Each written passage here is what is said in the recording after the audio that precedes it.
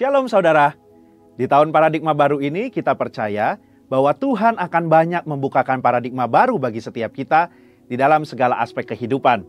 Dalam VOP kali ini, kita akan membahas paradigma baru di dunia marketplace. Mungkin kita pernah mendengar satu statement, Senin sampai Jumat waktunya untuk bekerja, berbisnis, dan mencari uang. Sedangkan hari Minggu waktunya untuk melakukan hal-hal rohani, seperti beribadah dan pelayanan. Nah, ini adalah prinsip dikotomi, yaitu membedakan antara pelayanan di gereja dan pekerjaan di marketplace. Seakan-akan hal rohani itu lebih superior dan tidak bisa dicampur dengan kegiatan dalam dunia usaha. Tuhan tidak menginginkan hal itu. Dikotomi dapat menimbulkan pemahaman bahwa orang yang bekerja di marketplace tidak bisa mengambil bagian dalam amanat agung Tuhan Yesus. Dalam Kisah Para Rasul dituliskan ada 40 mujizat sebagai pernyataan kuasa Roh Kudus melalui para rasul dan murid-murid Tuhan Yesus lainnya. Yang menarik, ternyata dari 40 peristiwa itu hanya satu peristiwa yang terjadi di tempat yang rohani, yaitu di gerbang indah di Bait Allah. Sisanya terjadi di tempat-tempat publik dan melibatkan murid-murid yang bekerja juga di marketplace. Ini menunjukkan bahwa Tuhan ingin menyatakan kehadirannya di dunia marketplace, di antara para pelaku bisnis, para karyawan, para pedagang, juga di antara profesi-profesi lainnya. Sejak awal penciptaan, Tuhan menciptakan manusia untuk menguasai bumi, sambil menikmati hubungan yang intim dengannya. Karena itu seharusnya pekerjaan, bisnis, dan profesi yang kita geluti di marketplace dijalani dengan sukacita, sambil terus menikmati persekutuan yang intim dengan Tuhan. Jadi, pekerjaan bukanlah sesuatu hal yang terpaksa harus kita lakukan supaya kita hidup. Sebaliknya, pekerjaan itu adalah ladang pelayanan untuk setiap kita melipat gandakan talenta yang kita miliki. Biasanya, setiap kita melakukan pekerjaan atau berbisnis adalah untuk memenuhi kebutuhan kita. Namun, oleh karena kehadiran kita sudah dipenuhi Roh Kudus, dunia usaha seperti kantor-kantor, pabrik-pabrik, pasar, dan tempat terjadinya transaksi pun dapat dipenuhi oleh hadirat Tuhan. Selain itu, orang percaya dengan pertolongan Roh Kudus akan menghasilkan karya-karya yang hebat di marketplace untuk kemuliaan Tuhan. Sebagaimana kehadiran Tuhan membawa berbagai berkat dan kemuliaannya di gereja, hadiratnya di dunia bisnis pun dapat membawa nilai-nilai kerajaan Allah, kuasa mujizatnya, dan bahkan keselamatan bagi orang-orang yang ada di sana. Sebagai contoh, mari kita bahas bagaimana penerapan paradigma yang baru dalam dunia bisnis. Poin pertama, kita perlu mengundang hadirat Tuhan di tempat pekerjaan kita. Dengan kita berdoa, memuji, menyembah Tuhan. Jika dimungkinkan, bersama-sama dengan sesama anak-anak Tuhan di tempat pekerjaan kita. Poin kedua, dengan menerapkan paradigma Allah di dalam dunia bisnis. Mari kita lihat beberapa contoh paradigma Allah dibandingkan dengan paradigma dunia dalam memandang beberapa aspek bisnis berikut ini. Yang pertama, tujuan bisnis. Paradigma dunia menekankan bagaimana memperoleh laba sebesar-besarnya untuk para pemiliknya dengan cara menghalalkan segala cara, termasuk melakukan tindakan yang tidak etis. Hal ini berbeda dengan paradigma Allah mengenai perolehan laba sebagai hasil dari efisiensi penggunaan sumber daya. Perusahaan memberikan produk atau jasa yang berkualitas sebagai pelayanan kepada masyarakat. Pengurangan kualitas yang tidak etis demi memperoleh keuntungan sebesar-besarnya tidaklah dapat ditolerir. Yang kedua, karyawan. Dunia menganggap karyawan sebagai modal manusia yang tidak berbeda dengan mesin atau modal yang dipaksa untuk memberikan hasil secara konsisten untuk investasi yang sudah ditanamkan. Dalam paradigma Allah, karyawan dianggap sebagai partner bisnis yang dapat diberikan kesempatan untuk memiliki sebagian bisnis. Misalnya, melalui program kepemilikan saham untuk karyawan. Yang ketiga, pajak. Dunia tidak asing dengan cara-cara penghematan pajak, sekalipun melanggar ketentuan-ketentuan perpajakan yang ada, atau menyembunyikan fakta yang sesungguhnya. Dalam paradigma Allah, penghematan pajak tidaklah salah, selama memanfaatkan fasilitas-fasilitas yang disediakan oleh pemerintah. Nah, seringkali pertanyaannya yang muncul setelah mengetahui paradigma Allah dalam berbisnis adalah, bagaimana mungkin saya mendapatkan untung jika melakukan hal-hal seperti itu? Dalam buku Business Ethics in Biblical Perspective, karangan Michael E. Kaverke, ditunjukkan hasil penelitian yang dilakukan terhadap 207 perusahaan selama 11 tahun. Hasilnya, 20 perusahaan yang menduduki ranking teratas adalah perusahaan-perusahaan yang menekankan pentingnya nilai integritas. Sebagai kesimpulan, di era Pentakosta ketiga ini, di mana Roh Kudus dicurahkan kepada semua orang, maka setiap kita yang berusaha dan bekerja di marketplace perlu meminta pengurapan Roh Kudus dalam pekerjaan kita dan menerapkan paradigma Allah. Pengurapan ini menjadikan kita excellent dan unggul dalam bidang usaha dan pekerjaan yang kita geluti, sehingga kita dapat menjadi saksi di marketplace dan ikut ambil bagian dalam amanat agung. Saudara, untuk penjelasan lengkapnya dari tim teologi kami, silakan klik link yang ada di atas atau scan QR Code yang tersedia. Tuhan Yesus memberkati. Haleluya. Shalom Bapak Ibu, saudara-saudari yang terkasih di dalam Tuhan Yesus Kristus. Shalom. Kembali kita berjumpa dalam ibadah raya GBI Home Palem Galaksi. Mari Bapak Ibu semuanya, kita mau mempersiapkan hidup kita untuk masuk ke dalam hadirat Tuhan. Mari kita berdoa. Bapa, kami bersyukur. Terima kasih Tuhan Yesus. Untuk kasih setiamu hingga hari ini kami boleh kembali Tuhan untuk beribadah kepada Tuhan. Kami mau masuk dalam hadirat-Mu melalui doa, pujian, penyembahan kami yang terbaik bagimu. Biarlah Engkau hadir di setiap kami, di rumah kami masing-masing, di tempat kami masing-masing. Bapa, hadirlah bersama kami dari awal, pertengahan, hingga akhir. Terima kasih Tuhan Yesus. Terima kasih Bapa, di dalam nama Tuhan Yesus. Amin. Terima kasih Tuhan. Biarlah Engkau menjadi kasih yang terindah dalam hidup kami. Kami mau katakan Tuhan Yesus,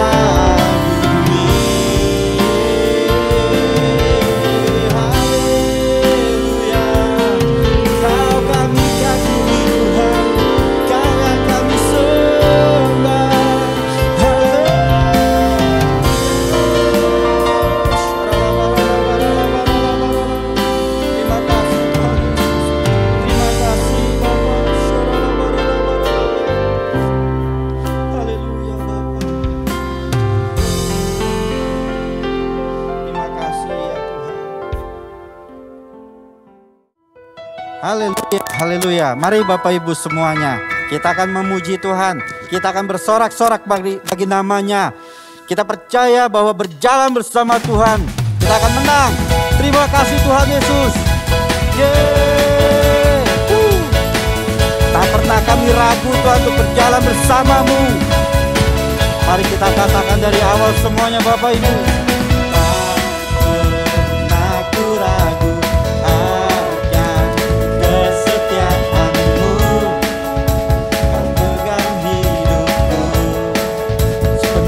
Kami sepenuh jiwaku, ku yakin dan percaya Kau tuntun langkahku.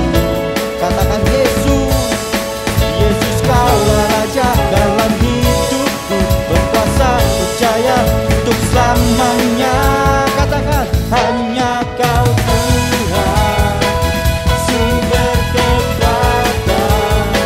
Kuasamu tercurah bagiku senantiasa. Denganmu Tuhan, ku kan berjalan dari kemuliaan sampai kemuliaan selamanya. Haleluya. Terima kasih Tuhan. Setiamu, mari kita katakan lagi. Tak pernah ku ragu akan kesetiaanmu. Kau pegang hidupku sepenuh hatiku, sepenuh jiwaku. Kami yakin dan percaya Kau tuntun langkahku. Katakan Yesus, Yesus Kaulah Raja dalam hidupku, percaya berkuasa untuk selamanya. Hanya Tuhan, sumber kekuatan. Kuasamu tercurah bagiku senantiasa. Denganmu Tuhan, ku kan berjalan dari kemuliaan sampai kemuliaan. Katakan lagi, hanya Kau Tuhan, sumber kekuatan. Kuasamu tercurah bagiku senantiasa. Denganmu Tuhan, ku kan berjalan dari kemuliaan sampai kemuliaan. Dari kemuliaan sampai kemuliaan. Sekali lagi katakan, dari kemuliaan sampai kemuliaan selamanya.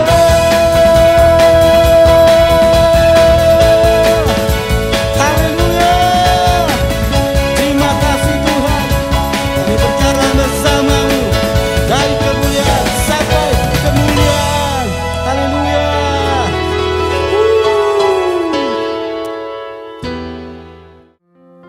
Haleluya, haleluya.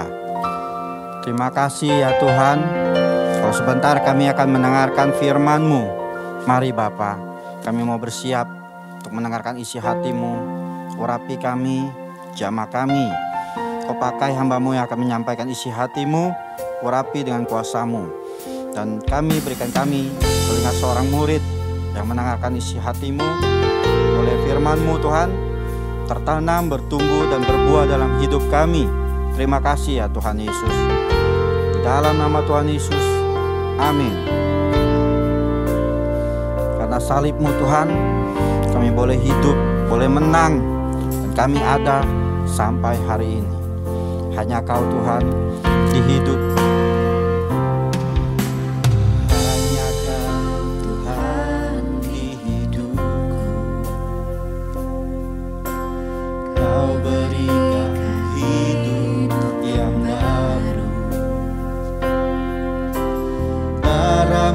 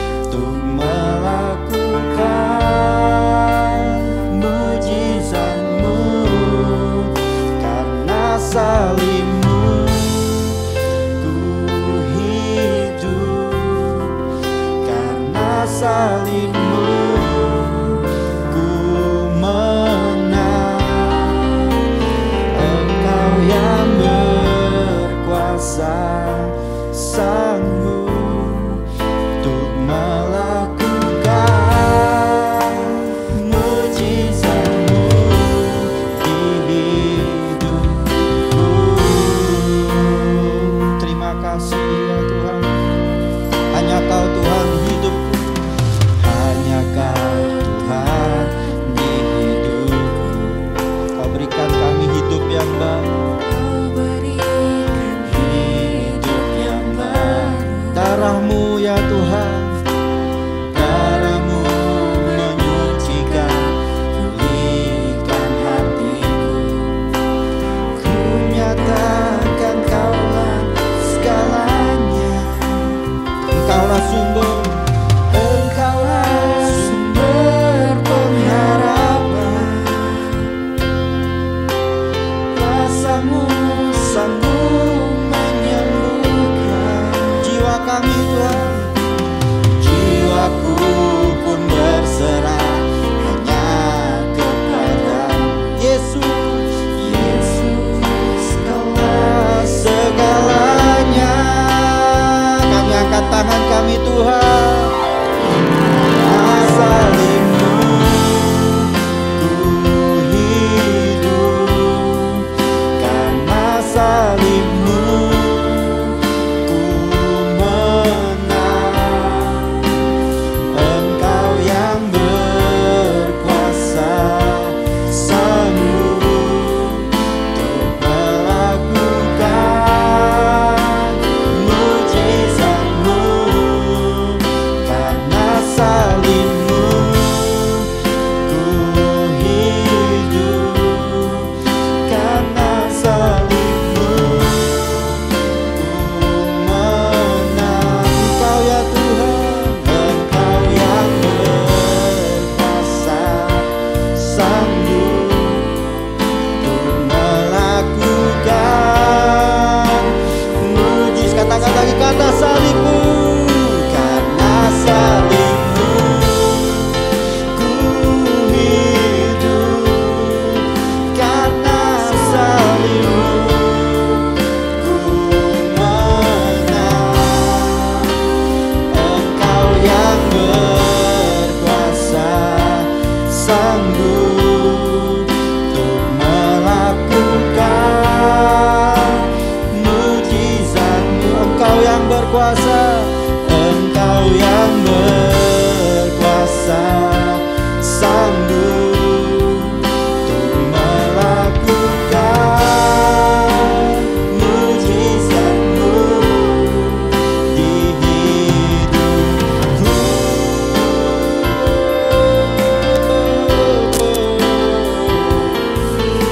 Terima kasih ya Tuhan, terima kasih kuasa Tuhan.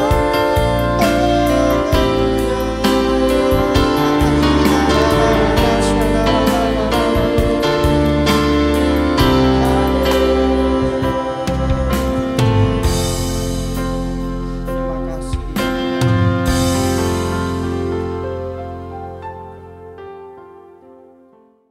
Shalom saudara terkasih dalam Yesus Kristus. Mari kita sehati di dalam doa. Allah Bapa di surga, di dalam nama Yesus, kami mengucap syukur padamu Tuhan untuk pagi siang hari ini Tuhan. Terima kasih untuk semua berkat yang sudah limpahkan pada kami. Dan saat ini Tuhan, waktunya Tuhan, kami rindu Engkau berbicara kepada kami.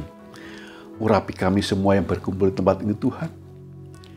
Kami yang menyampaikan isi hati-Mu, urapi bibir hamba-Mu yang bukan apa-apa ini Tuhan, agar apa yang kami sampaikan adalah perkataan Tuhan untuk kami semuanya. Terima kasih Bapa, kami rindu menerima firman-Mu.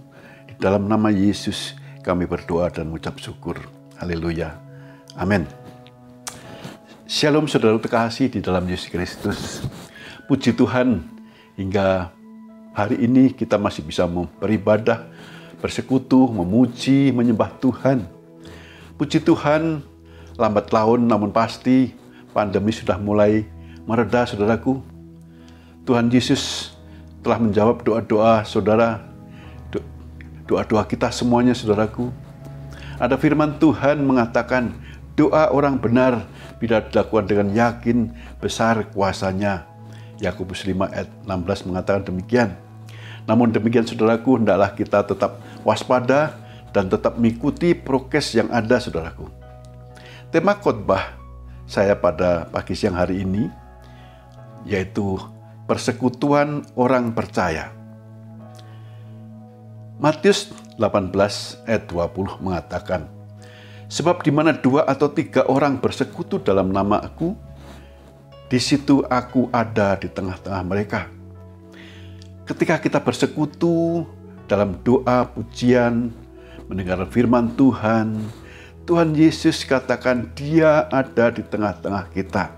Saudara percaya saat ini Tuhan Yesus ada di tengah-tengah kita, saudara? Amin. Saya percaya saat ini Tuhan Yesus di tengah kita. Roh Kudus ada di tengah-tengah kita dan memberkati kita semuanya. Haleluya. Firman Tuhan pada pagi siang hari ini diambil dari kitab Kisah Para Rasul 2 ayat 41 sampai dengan 47. Demikian firman Tuhan. Orang-orang yang menerima perkataannya itu memberi diri dibaptis, dan pada hari itu jumlah mereka bertambah kira-kira 3.000 jiwa. Mereka bertekun dalam pengajaran rasul-rasul dan dalam persekutuan, dan mereka selalu berkumpul untuk memecahkan roti dan berdoa. Maka ketakutanlah mereka semua, sedang rasul-rasul itu mengadakan banyak mujizat dan tanda. Dan semua orang yang telah menjadi percaya tetap bersatu, dan segala kepunyaan mereka adalah kepunyaan bersama. Dan selalu ada dari mereka yang menjual harta miliknya, lalu membagi-bagikannya kepada semua orang sesuai dengan keperluan masing-masing. Dengan bertekun dan dengan sehati mereka berkumpul tiap-tiap hari dalam bait Allah. Mereka memecahkan roti di rumah masing-masing secara bergilir dan makan bersama-sama dengan gembira dan dengan tulus hati, sambil memuji Allah, dan mereka disukai semua orang. Dan tiap-tiap hari Tuhan menambahkan jumlah mereka dengan orang yang diselamatkan. Saudara, dampak dari pencurahan Roh Kudus di hari Pentakosta terjadi perubahan yang radikal pada diri murid-murid Yesus. Di ayat 41 mengatakan orang-orang yang menerima perkataannya itu memberi diri dibaptis. Menerima perkataan apa? Menerima perkataan firman Tuhan. Dari Kisah 2 ayat 38 yang mengatakan, bertobatlah dan hendaklah kamu masing-masing memberi dirimu dibaptis dalam nama Yesus Kristus untuk pengampunan dosamu, maka kamu akan menerima karunia Roh Kudus. Firman itu berbicara penuh dengan kuasa. Pada hari itu ada 3.000 orang minta diri dibaptis. Kenapa? Mereka melihat kehidupan para murid yang penuh dengan kuasa, dan firman itu bekerja. Apa yang mereka lakukan? Di Kisah 2 ayat 42 mengatakan, mereka bertekun dalam pengajaran rasul-rasul dan dalam persekutuan, dan mereka selalu berkumpul untuk memecahkan roti dan berdoa. Ada 4 hal yang para rasul lakukan di Kisah 2 ayat 42 ini. Yang pertama, mereka bertekun dalam pengajaran. Mereka mendengarkan firman Tuhan yang disampaikan para rasul. Yang kedua, mereka bertekun dalam persekutuan. Di dalam persekutuan mereka memuji, menyembah Tuhan, mereka meninggikan, mereka mengangkat puji-pujian kepada Tuhan. Yang ketiga, mereka berkumpul untuk memecahkan roti. Mengadakan perjamuan kudus, memperingati perjamuan yang diadakan Tuhan Yesus sendiri, yaitu peringatan kematian Yesus. Bahwa kita yang mengambil bagian dalam perjamuan telah menjadi satu tubuh Kristus. Ia memecah-mecahkannya dan berkata, inilah tubuhku yang diserahkan bagi kamu. Perbuatlah ini menjadi peringatan aku. 1 Korintus 11 ayat 24 mengatakan demikian. Maukah kau jadi roti yang terpecah bagiku? Maukah kau jadi anggur yang tercurah bagiku?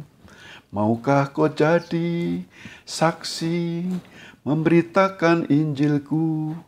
Mengasihi lebih sungguh. Oleh karena kasih Yesus, Ia rela mati agar setiap orang percaya memperoleh hidup di dalam Dia. Haleluya. Yang keempat, mereka berdoa.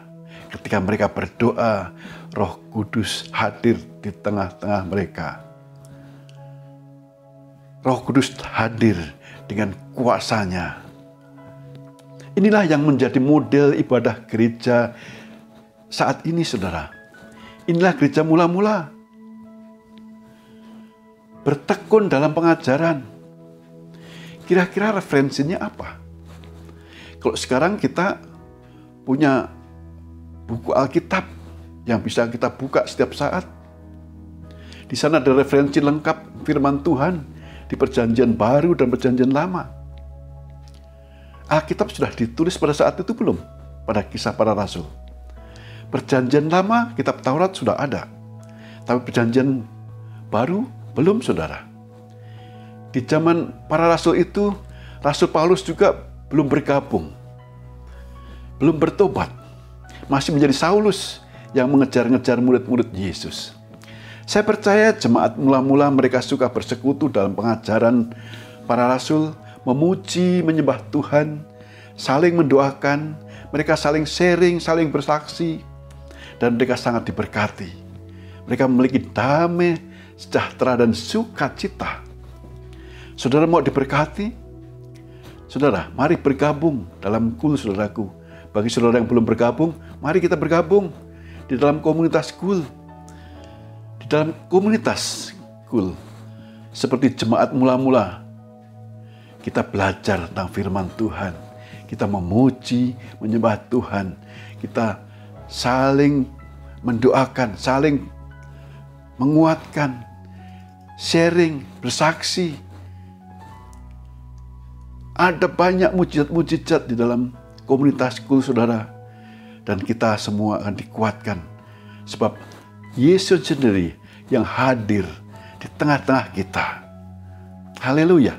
Ibrani 10 ayat 25 mengatakan, janganlah kita menjauhkan diri dari pertemuan-pertemuan ibadah kita, seperti dibiasakan oleh beberapa orang, tetapi marilah kita saling menasihati dan semakin giat melakukannya menjelang hari Tuhan yang mendekat. Inilah yang kita lakukan dalam komunitas kul, menghadirkan Tuhan Yesus, saling menasihati, saling mendoakan, dan saling menguatkan. Tuhan Yesus datang ke dunia tidak untuk mendirikan agama. Yesus adalah jalan dan kebenaran dan hidup. Yohanes 14 ayat 6 mengatakan demikian. Kristen adalah sebutan bagi murid Yesus. Jika saudara mengaku diri Kristen, maka saudara adalah murid Yesus. Kisah 11 ayat 26 mengatakan, mereka tinggal bersama-sama dengan jemaat itu 1 tahun lamanya, sambil mengajar banyak orang. Di Antiokhia lah murid-murid itu untuk pertama kali disebut Kristen. Jadi Kristen artinya murid Kristus, murid Yesus. Saudara dan saya hendaklah menjadi murid. Murid itu terus belajar, terus bertumbuh, dan suatu hari juga menjadi guru. Tuhan Yesus datang untuk keselamatan bagi mereka yang percaya. Bagi yang tidak percaya, mereka tak memperoleh keselamatan, bahkan hukuman. Kembali ke kisah 2 ayat 42, 43. Maka ketakutanlah mereka semua, sedang rasul-rasul itu mengadakan banyak mujizat dan tanda. Ketika firman Tuhan diwartakan, ketika murid-murid bersekutu, ada doa, pujian dinaikkan, maka Roh Kudus hadir. Para rasul penuh dengan kuasa dan terjadilah mujizat. Dan inilah penggenapan janji firman Tuhan. Markus 16:17 mengatakan, tanda-tanda ini akan menyertai orang-orang yang percaya. Mereka akan mengusir setan-setan demi namaku. Mereka akan berbicara dalam bahasa-bahasa yang baru bagi mereka. Mereka akan memegang ular, dan sekalipun mereka minum racun maut, mereka tidak akan mendapat celaka. Mereka akan meletakkan tangannya atas orang sakit, dan orang itu sembuh. Saudara, penuh kuasa dialami oleh murid-murid Tuhan Yesus. Orang sakit jamah sembuh. Dan ini digenapi firman Tuhan yang mengatakan, setiap hari makin banyak orang percaya pada Yesus.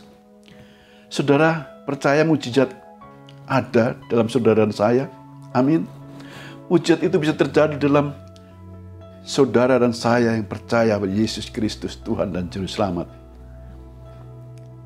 Kisah 2 ayat 44 mengatakan, dan semua orang yang telah menjadi percaya tetap bersatu, dan segala kepunyaan mereka adalah kepunyaan bersama.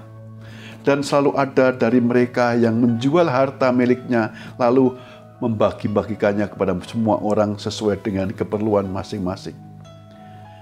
Mereka menjual harta dan membagi-bagikannya kepada orang lain oleh karena kasih. Apakah mereka tidak menjadi miskin?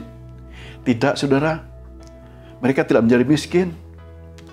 Ini buktinya. Ayat 46. Dengan bertekun dan dengan sehati, mereka berkumpul tiap-tiap hari dalam bait Allah. Mereka memecahkan roti di rumah masing-masing secara bergilir dan makan bersama-sama dengan gembira dan dengan tulus hati. Mereka berganti-gantian mengadakan ibadah, berpindah-pindah dari satu rumah ke rumah lain. Mereka masih memiliki rumah, saudara. Mereka saling berbagi kepada mereka yang kekurangan. Saling mengisi, yang kelebihan memberikan yang kekurangan. Mereka tidak menjadi miskin. Dalam pelayanan murid-murid penuh dengan kuasa Roh Kudus. Hendaklah kita meneladani bagaimana gereja mula-mula ini bertumbuh. Mereka penuh sukacita dan hidup tulus. Kisah 2 ayat 47. Sambil memuji Allah, dan mereka disukai semua orang. Dan tiap-tiap hari Tuhan menambahkan jumlah mereka dengan orang yang diselamatkan. Para jemaat mula-mula, mereka hidup menjadi teladan bagi banyak orang. Buktinya mereka disukai banyak orang. Disukai semua orang. Jemaat mula-mula yang disebut Kristen, seperti disebutkan dalam jemaat di Antioquia, adalah orang-orang yang sangat diberkati. Jemaat Antioquia seperti yang disebutkan dalam Kisah Para Rasul 11, dikenal sebagai jemaat yang setia kepada Tuhan dan mau diajar. Jemaat yang murah hati, jemaat yang hidup dalam persekutuan yang kuat, jemaat yang menjalankan misi. Mereka yang pertama kali disebut dengan Kristen. Saudara mau diberkati dan mau melihat mujizat. Bagi yang belum bergabung KUL, mari saudara kita bergabung dalam KUL. Kami merasakan indahnya persekutuan dengan saudara seiman dan merasakan indahnya hadirat Roh Kudus di dalam pertemuan KUL, Community of Love. Kita sama-sama belajar bertekun dalam pengajaran firman Tuhan, memuji menyembah Tuhan, dan bersekutu untuk saling mendoakan, saling menguatkan. Haleluya. Mari kita berdoa. Allah Bapa di surga, dalam nama Yesus, kami mengucap syukur padamu Tuhan untuk pagi siang hari ini. Firman-Mu Tuhan sudah disaburkan. Bila tiap benih firman Tuhan jatuh di tanah yang subur, di dalam hati kami yang mendengarkan. Dan firman-Mu Tuhan bekerja, bertumbuh, bertunas dan berbuah untuk memuliakan nama-Mu. Terima kasih Bapa Surgawi, pujian, hormat, kemuliaan hanya bagi nama Tuhan. Dalam nama Yesus kami berdoa dan mengucap syukur. Haleluya. Amin. Mari bersama-sama perkatakan iman dalam Mazmur 91. Dalam lindungan Allah. Orang yang duduk dalam lindungan yang maha tinggi dan bermalam dalam naungan yang maha kuasa akan berkata kepada Tuhan, tempat pelindunganku dan kubu pertahananku, Allahku yang kupercayai. Sungguh Tuhanlah yang akan melepaskan aku dari jerat penangkap burung, dari penyakit sampar yang busuk. Dengan kepaknya Tuhan akan melindungi aku. Di bawah sayapnya aku akan berlindung. Kesetiaannya ialah perisai dan pagar tembok. Aku tak usah takut terhadap kedahsyatan malam, terhadap panah yang terbang di waktu siang, terhadap penyakit sampar yang berjalan di dalam gelap, terhadap penyakit menular yang mengamuk di waktu petang. Walau 1000 orang rebah di sisiku dan 10.000 di sebelah kananku, tetapi itu tidak akan menimpa aku. Aku hanya menontonnya dengan mataku sendiri dan melihat pembalasan terhadap orang-orang fasik. Sebab Tuhan ialah tempat perlindunganku, yang maha tinggi telah kubuat tempat perteduhanku. Malapetaka tidak akan menimpa aku, dan tulah tidak akan mendekat kepada kemahku. Sebab malaikat-malaikatnya akan diperintahkannya kepadaku untuk menjaga aku di segala jalanku. Mereka akan menatang aku di atas tangannya, supaya kakiku jangan terantuk kepada batu. Singa dan ular tedung akan kulangkahi. Aku akan menginjak anak singa dan ular naga. Sungguh hatiku melekat kepada Tuhan, maka Tuhan akan meluputkan aku. Tuhan akan membentengi aku, sebab aku mengenal namanya. Bila aku berseru kepada Tuhan, Tuhan akan menjawab aku.